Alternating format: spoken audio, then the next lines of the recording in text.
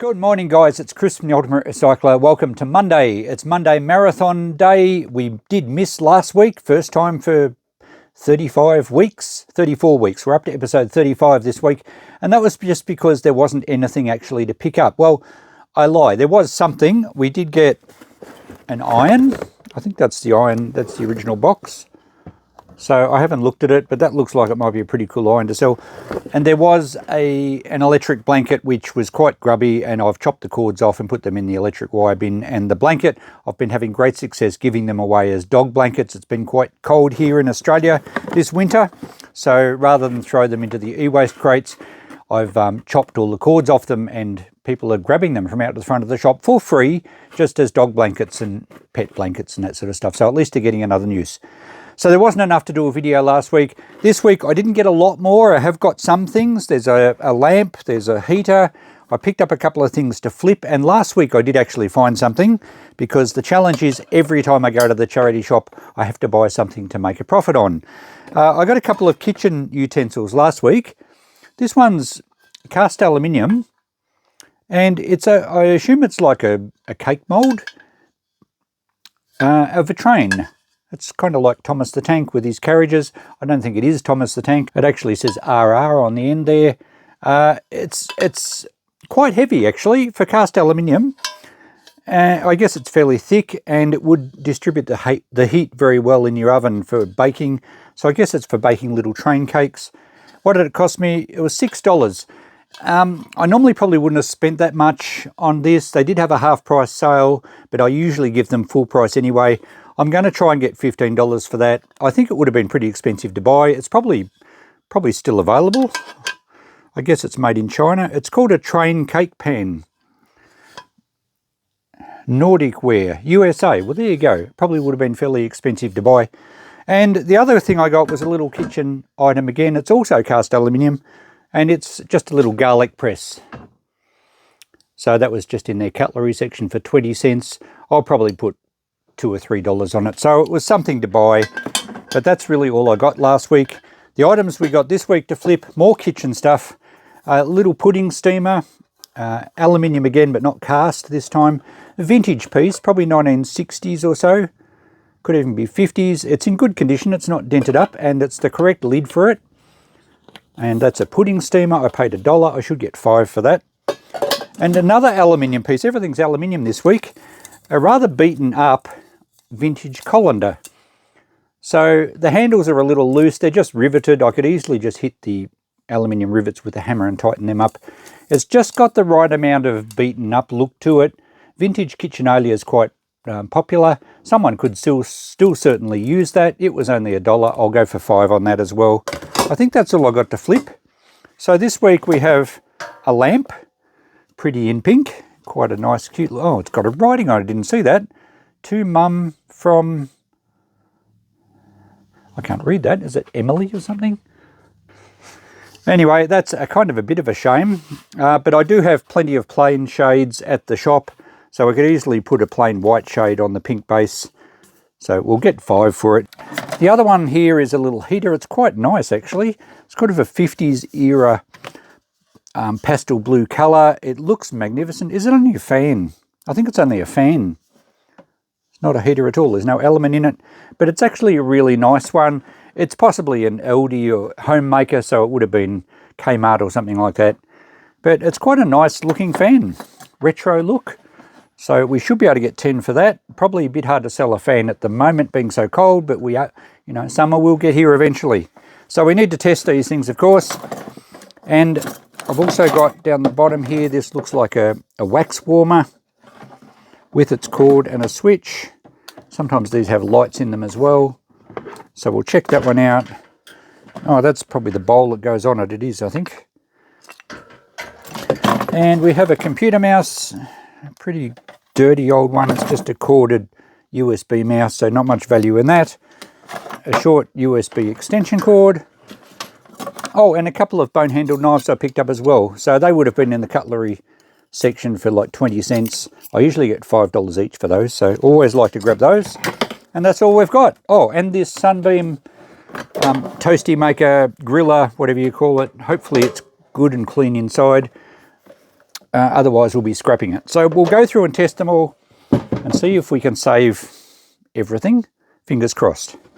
Let's get to work plugging these things in, and I had another look at this and it's quite obvious. It says Emma. You guys probably picked that straight up. I guess I was looking at it funny or on a different angle. In my defense, the texture has bled through the fabric a lot, but what am I going to do with that? Well, I could put it in the shop and wait for Emma to come along. Surely I must have Emmas come into the shop from time to time, and they might want to give a lamp to their mum. Let's see if it works. I've just put a normal globe in there. Where's this? Oh, it's an inline switch.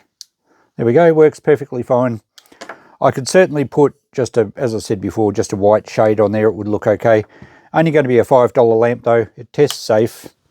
In fact, there's a tag on it that was tested, only just ran out last year, but that's fine. As long as the cords are okay, really there's not much to go wrong with lamps. So that one's okay, we'll get 5 for that.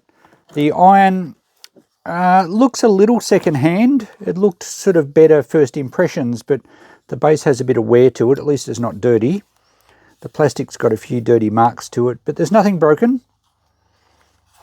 So we'll plug it in. I seem to have pretty good success selling irons, but I do just keep them at $5. What brand was this one? T-Fell. That's different to the box. The box says Russell Hobbs, so this may have been the replacement iron when they decided they didn't like this one anymore. Of course, it may not work. Let's see what happens with it. Okay, the lights come on. Do we have an earth? Yes, that passes the safety tests. The cord looks okay, and it's getting hot, so it works fine. Just needs a little bit of a clean, mainly around the base. But yeah, I think that's good enough to sell. We're only going to put $5 on it. At least it tests safe and it does work. All right, the little wax warmer here. Really not much goes wrong with these. They're basically just a heating element. Has got an inline switch. Cord looks okay.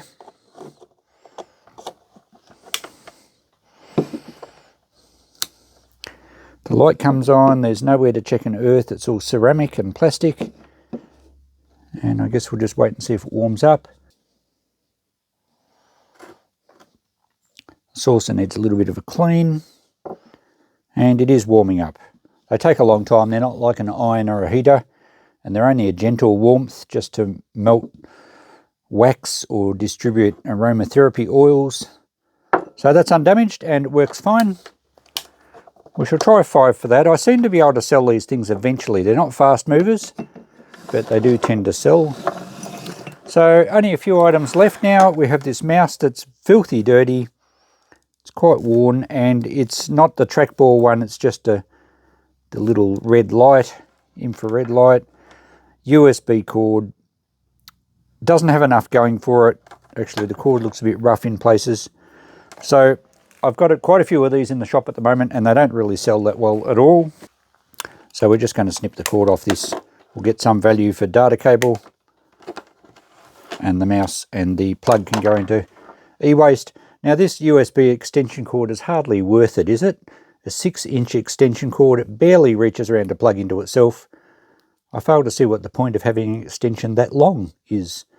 I've got quite a lot of these in the shop as well, just at $1 each, so I don't need a super short one. Again, we'll just chop that up and we'll get a little bit of wire and some plugs for e-waste.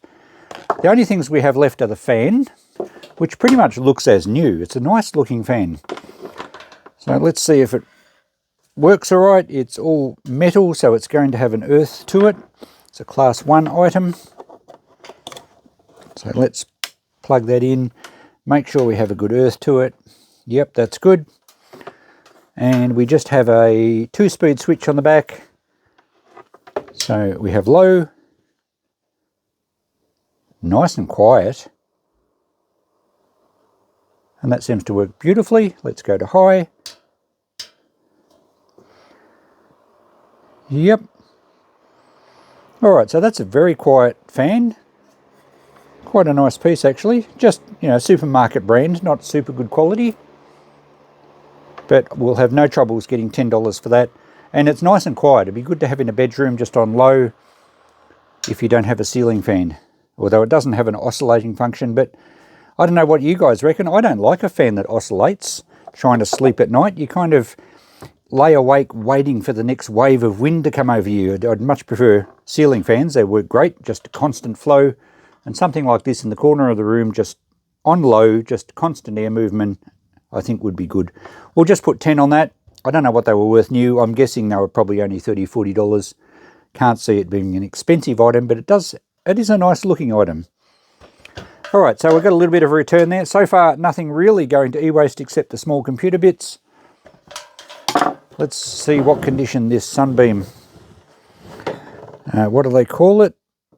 I guess it's a sandwich press, isn't it? All right, has a lock on one side. Oh, oh no, it's not so good. That's actually quite charred. All the Teflon's gone black. I'm not sure if it shows up in the camera. Very scratched.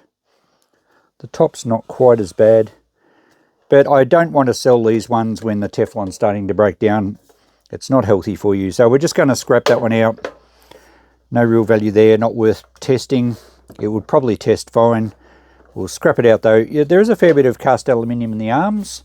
So we get a bit of metal out of it. The plates themselves, of course, are cast aluminium. They sometimes have elements that you can remove fairly easily. So we'll just do a scrap on that one. And the top looks stainless steel. It is magnetic though, so not much value there. But the arms will get a bit of cast aluminium out of. And of course, we'll get a bit of cord. So we do have something to scrap. We might actually do that to finish off this video because it's going to be fairly short and it's supposed to be a marathon. All right, well, don't really have to clean up much, just a bit of a wipe over. So really nothing much to show there. We'll put everything up on the deck. We'll get our notepad out and write a list shortly, but we'll pull this apart first and see what we can get out of it. And now for those of you that like seeing things pulled apart and just general scrapping, I thought I might as well do this one on camera.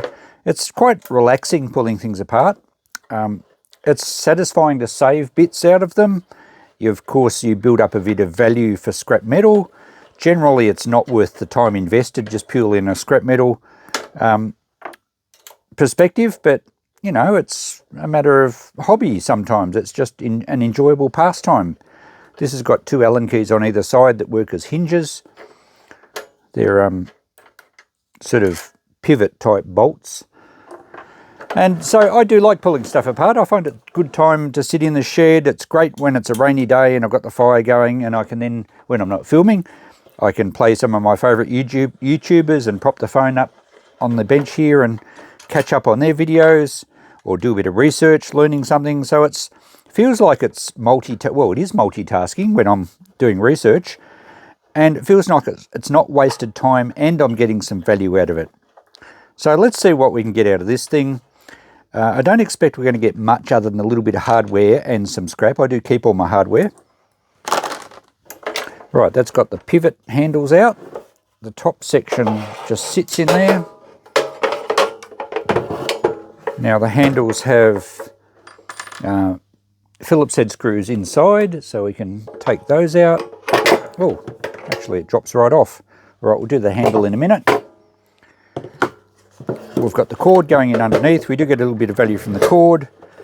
Quite often the area where the cord goes in on appliances has security screws, so I use my little King Chrome security bit set. It does most of them.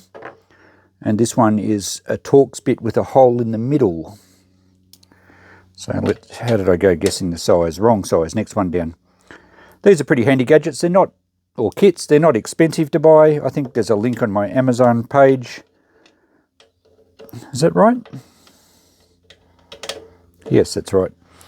And really, it's a definite requirement if you're going to be pulling these things apart, whether you're scrapping them or whether you're actually servicing them or repairing them. It's probably more important when you're repairing them, because when you're scrapping you can always get the hammer out and just break the plastic.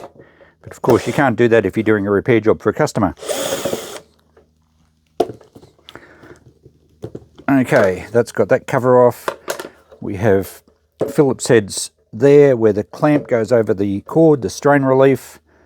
There's also some screws in here that looks like they're security ones. I don't know if we need to take those off, but we will have anyway. Seeing so we're here with the right bit. Now I think we can swap back to Phillips head.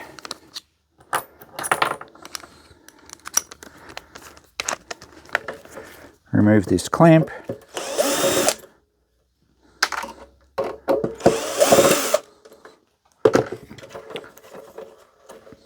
And we'll snip these connectors off the wires.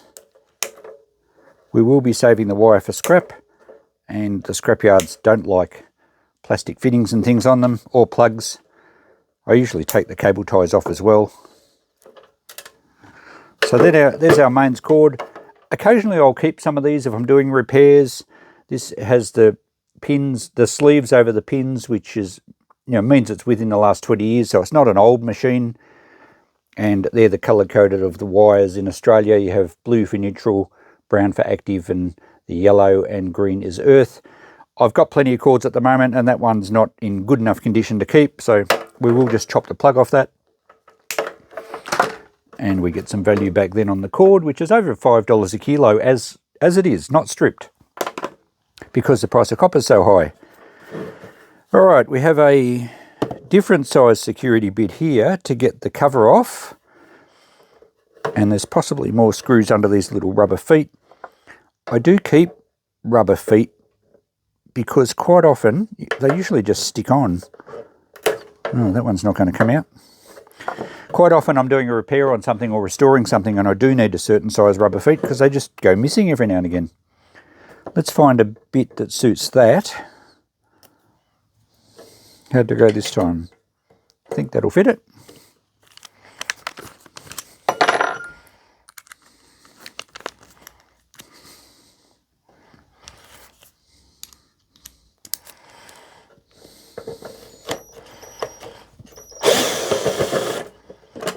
There we go.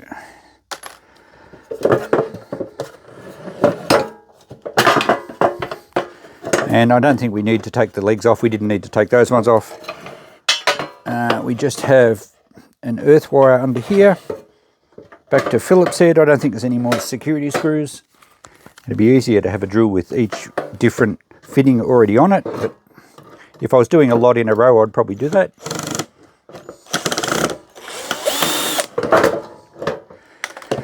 Okay, so that's our casing. It is stainless steel, but I think it's probably magnetic stainless steel, which I don't save. Yes, it is. If that was non-magnetic stainless, I would take the brackets off here, and there's just a few screws there, and that could be thrown in with my stainless steel bin, which pays reasonably well at the moment. I'm not sure of the price, but you don't get that money for the magnetic stainless, and because it's so low, I don't save it. So that can just either go in the e-waste, or it can go in my scrap metal bins just for the shred pile to go to the local transfer station. So nothing in there that I want. All right, now we have some more Phillips head screws here underneath this bottom element. Or was this the top element? I think it was the bottom.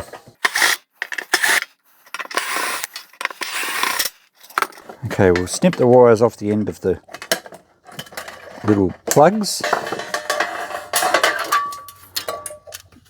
And salvage all our screws. Now, is that piece magnetic? Yes, it is. So that'll just go in our shred steel.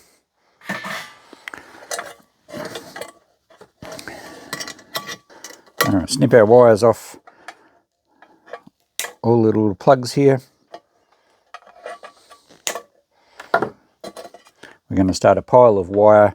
This is still copper wire, but it is sleeved with a heat-proof insulation. We can still go with our normal copper wire. Oh, there we have a little spacer. It is magnetic, but I'll hang on to that little spacer. I'll show you what I do with all these bits at the end of the video.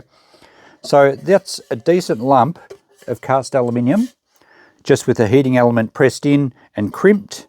So sometimes they're molded and you can't get the heating element out. In this case, you can lever it out, but it does take a bit of effort.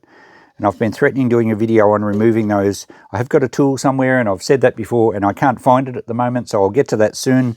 As that is, it could go as iron aluminium, but if you can get the element out easily and quickly, the whole thing can then go as straight cast aluminium, and it pays a lot better. So we're going to have much the same with this other element. This is the top. That just pulls off there. We have another earth wire here. In fact, we might as well just snip that off. So again, that will probably be magnetic. Yes. And we've got some more screws to undo here.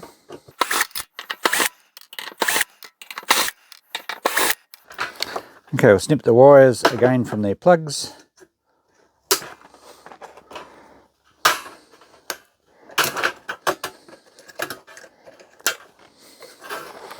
I'll sort that out in a minute.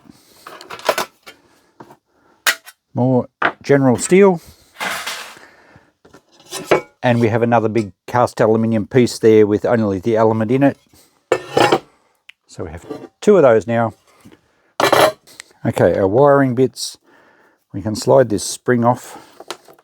I sometimes put these in with jars of springs that I sell, even though it's, well, I guess it's an extension spring, but it wasn't designed as a spring. It was designed as flexible protection for the wires, and it could be reused for that purpose as well.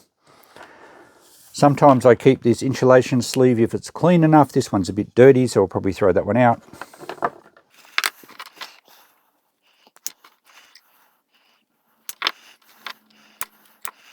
We have a heat sensitive switch here.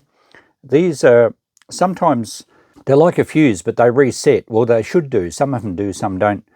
And it's easy to check if they're okay because you have continuity across them. I don't know that there's a lot of a market for them. I'll probably put a few of them in a jar and see if I can sell them at the shop. But it's not something I think the general man in the street will buy. We do have some more insulation here, which I'll keep if it's clean. And we have some little neon globes that indicate when the power's on. They usually have a resistor in the back of them. I don't keep those. Also, in one of these sleeves here, we're going to have a thermal fuse, which I do keep because they sometimes do need replacing on appliances. So I've got a jar of those. There are all sorts of different temperatures, so I'll put that with my other collection. Okay, so there's our pile of wire. Last thing to pull apart is the handle assembly because we want the cast aluminium.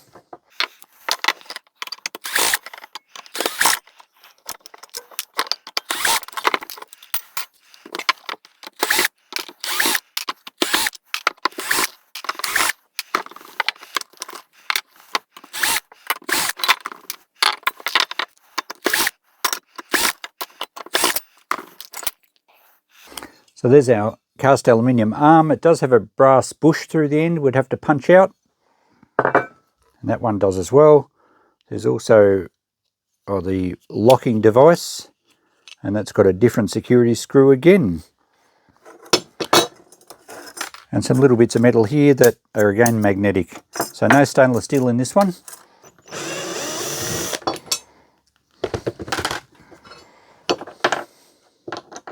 And that's just about it. Let's sort it all out.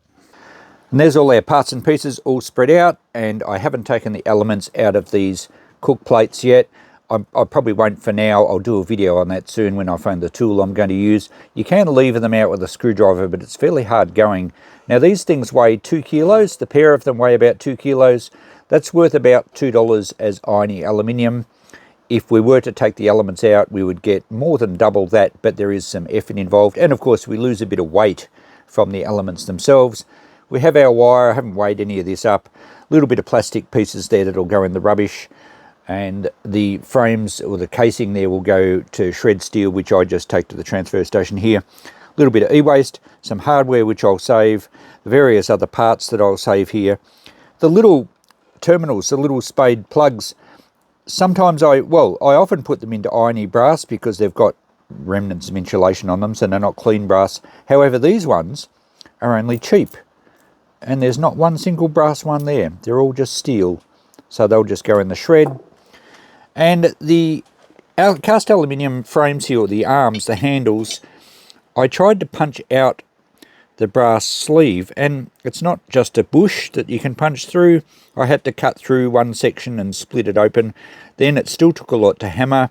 This one I cut through both sides with a hacksaw, and you'll see that it's actually moulded in. It's cast in around it. So where's that? The piece is still in there. So that'll knock out fine now that I've cut that off. Little bit of brass, probably not worth the effort. I think a scrapyard would probably accept that as clean cast aluminium, just with a tiny little brass bush in there.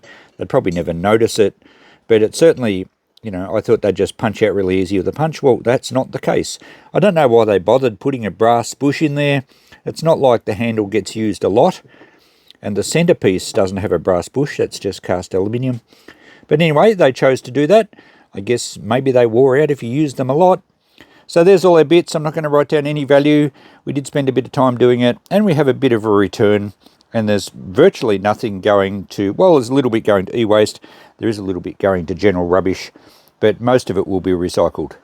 And here we have it all laid out on the deck, what we picked up this week. Not very much, as you can see, but we've processed it as well as we can. All this stuff should be quite saleable. We have some scrap metal for recycling or to go to our stores for cashing in the future. A little bit of e-waste there and a little bit of rubbish. We have some cardboard for recycling, some more scrap with our irony cast aluminium, and the few things over 2 weeks that we picked up to sell, all aluminium kitchenware, well, except the knives, but it's still kitchenware, so we should be able to turn that into a decent profit. We've saved most of it from going to waste, and Coco's come in for an inspection, and excuse the noise, it's a typical rainy, well, not that typical, rainy winter's day here at the moment. Great day to be in the shed. Back in the cosy warm shed now to look at the notepad, and as you can see, we're not going to set the world on fire with our income this week, but we managed to save most of the stuff, and we've got quite a bit to flip. In fact, we're potentially going to make more out of what we purchased. Well, not profit-wise because we had some expenses, but we're going to get a reasonable return from what we managed to find.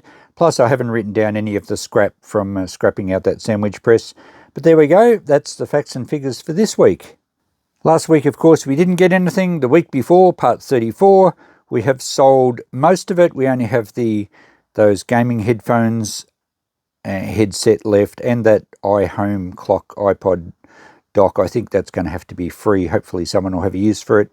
But we've sold all the appliances. Haven't sold anything that we've purchased to flip as yet. Part 33, everything electrical has gone at full price, actually. We got 60 for the projector.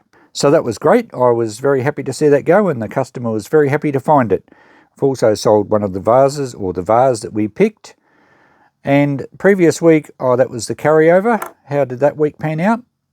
Very successfully. Just about everything has gone from that list. We have the energy monitor left, remembering that wasn't the complete unit, it was only the receiver. And the sterilizer dryer, I've marked down to 10, it's still there. But everything else is gone. I did mark that steamer down to 20 and it went on the weekend. Pretty good success with it. We can pretty much rule that off, I think, because those last few things might end up free. I'll try the dryer and the sterilizer for a bit longer. The previous week, this again was the carryover from the stuff we purchased to flip, and we've sold all that, although I was keeping the Art Deco jar. And again, just about everything electrically has gone. We still have the AV sender, which I think I've marked to 5. The hair cooler, which had the wrong plug on it. It was a European plug. Probably hard push to sell that. But everything else is gone. And previous weeks, I have ruled them all off as well. So I think we can rule off a few of these, and whatever's left can go to the free box. So another episode done. Let me know if you want to see more scrapping. If I don't get a lot of e-waste to go through, we can always spend a bit of time scrapping out what is only worth scrapping. Let me know on that. We should start getting more and more quantity come through. It's still winter here, but as you move into spring and the warmer weather, people start doing their spring clean, and find just that the op shop maybe is open a bit longer hours because the weather's a bit nicer. So we'll probably get more and more as we move into the warmer months. But even so, it's fun to go through what we do get. It's fun to go in and try and buy something to flip, and I'm enjoying this series. Thanks for watching and following along. We'll catch you in the next one. Bye for now.